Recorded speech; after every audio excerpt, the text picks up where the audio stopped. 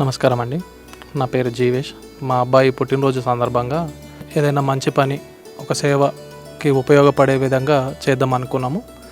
అప్పుడు నా భార్యకు ఈ అనాథాశ్రమం గురించి తెలిసింది. అందువల్ల ఇక్కడికి వచ్చి ఏదో మా వీలైనంత, మాకు తోచినంత సాయం చేద్దామని ఈరోజు అన్నదాన కార్యక్రమాన్ని చేపట్టాము. ఇక్కడికి వచ్చాక మాకు దగ్గరగా 600 మంది మానసికంగా బాగలేని అనాథులు ఇక్కడ ఉన్నారని తెలిసింది.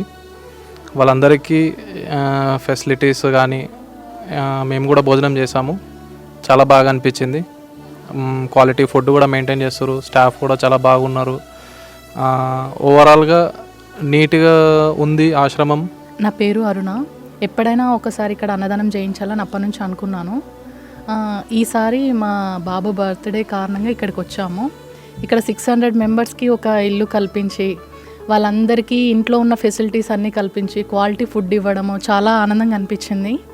వాళ్ళు కూడా అసలు ఏమంటారు, అన్ని సదుపాయాలు కల్పించారు. అంతా బాగుంది.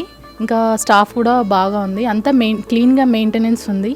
ఇంతమంది ఉన్నా కూడా వాళ్ళందరికీ ఇంత క్లీన్గా నీట్నెస్గా మెయింటైన్ చేయడం చాలా కష్టము. అది బాగా అనిపించింది.